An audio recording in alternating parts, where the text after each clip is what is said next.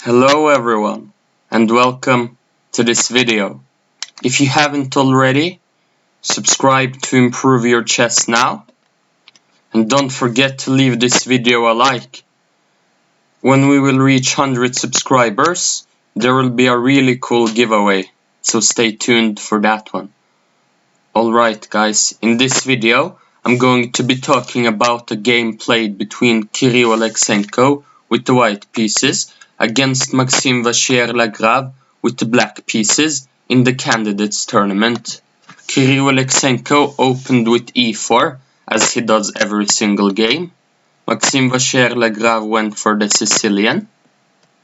Kiril Alekseenko played knight d3, and Maxime Vaschier-Lagrave played d6, leading to the Najdorf, one of the sharpest openings in chess, as this game will confirm. Kiril Alekseenko went d4, pawn takes d4, knight takes d4, knight f6, knight c3, a6, and here Kiril Alekseenko went for a sideline with f3. This is not the most popular move, but it defends the pawn on e4 in advance, so that this knight could have some more freedom at some point. e6 was played, the main move. Bishop e3. Now white wants to play queen d2 and castle queenside, or bishop e2 and castle kingside. Let's see which one of those options Kiril Alekseenko goes for. b5. And here Kiril Alekseenko played this queen d2, and after knight d7 he played the slow a3, but it makes a little sense, as after the most common move g4, black can now throw in b4, knight c2 and h6.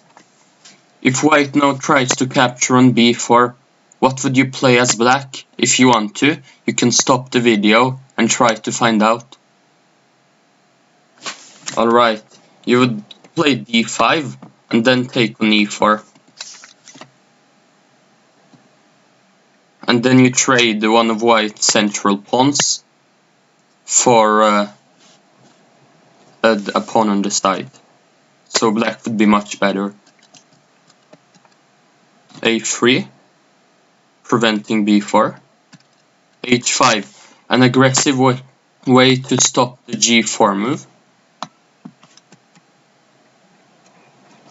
Here, most games had gone bishop e2, bishop b7 castles, but Kiril Alekseenko had more aggressive intentions in mind. So we went for long castles, bishop b7, king b1, bishop e7, developing the bishop, getting the final minor piece out, rook g1, preparing the move g4, rook c8, placing the rook on the open c-file, bishop e2, now white also has all their minor pieces out.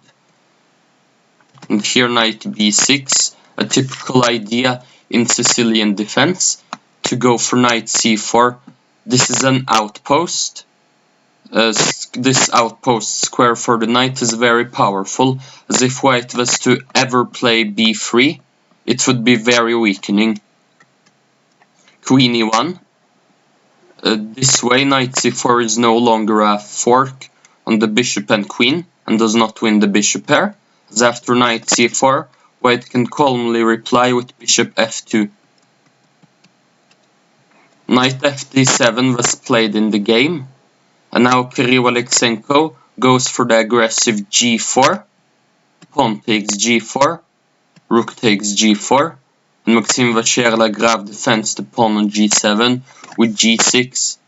Now we can see that at the moment white has the worst pawn structure, with an isolated pawn on h2 and 3 pawn islands against black's 2 pawn islands. We can also see that this position has material equality, and the queen trade would favor black. However, if we use the method in chess by Dorfman, one of the most famous coaches of all time perhaps, realize that white has to play against black's king. If you want to, you can stop the video and try to find which move white should play in this position.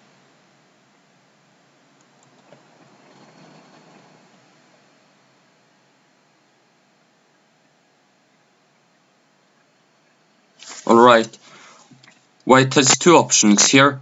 Rook takes g6 is probably actually the best for a human to play, but after knight takes e6, also possible. Pawn takes e6, rook takes g6, knight f8. If black is careless and plays king f7, then queen g1 would be very strong with the idea of rook g7. The position after knight f8, however, is very unclear. And Kiril Alekseenko, perhaps since he played against an opponent with a higher rating, saw a forced row and he went for rook takes g6. And that's the reason he did it. The idea is that you can't take on g6 due to knight takes e6, winning the queen. Bishop h4 is probably best, but here white wins some material after these exchanges and is quite a bit better.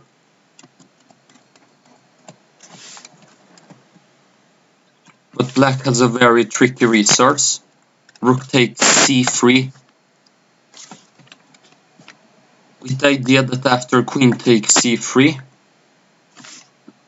taking on g6 would be a losing mistake due to knight takes e6. However, black inserts an in-between move, knight a4, and after the queen move, takes on g6. This is now a very unclear position. However, Kiril Alekseenko went for knight takes e6, queen c8, knight g7 check, king f8. And here, white is worse if Kiril Alekseenko hadn't played the move he played in the game. Which move did he play?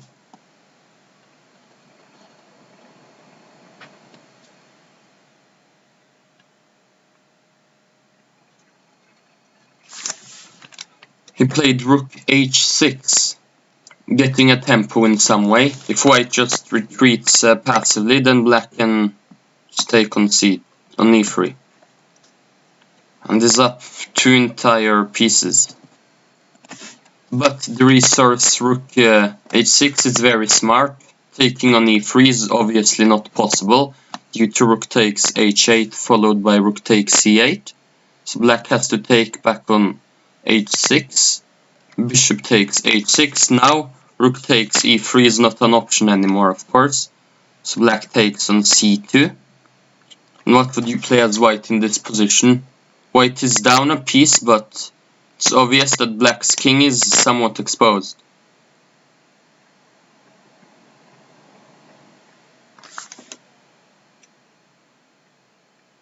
The way to generate an attack is knight f5, king e8, followed by knight takes e7, removing one of the pieces defending the king. King takes e7, queen h4, f6, and now bishop f4, defending the pawn, attacking the pawn on d6, and then black's king is very exposed. Now black has to be very cautious. What would you play as black in this position? If you want to, you can stop the video and try to find out.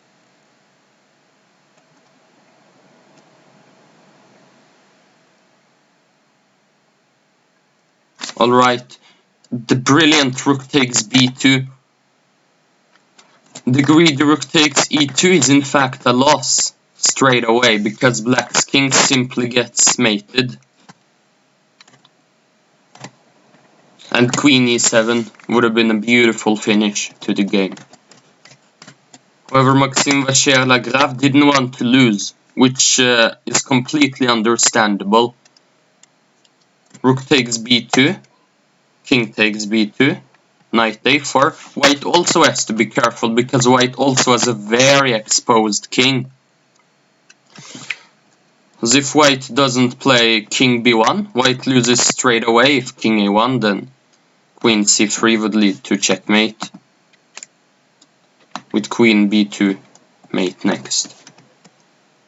King b1, but this allows a fork on c3. The king moves to a1. Now knight takes d1.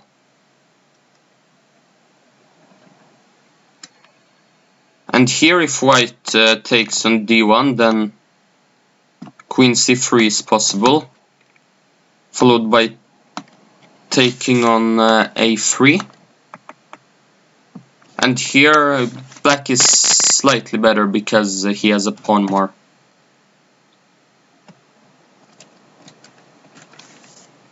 So white went for the perpetual with queen h7 check, king d8, queen g8, king e7, queen h7. After king c7, the game continues, but after queen takes c8, bishop takes c8 is the best move, and after bishop takes d1, white has the bishop pair, and is supposedly the only one who could win, but black has a very simple drawing idea, knight e5, the idea of bishop h3, followed by bishop g2, putting a lot of pressure on the f3 pawn, as after h4 black is in time to catch the h pawn with their king, so this is a simple draw. Right everyone, I hoped you enjoyed this video, and I'm looking forward to seeing you in the next one. Cheers everyone.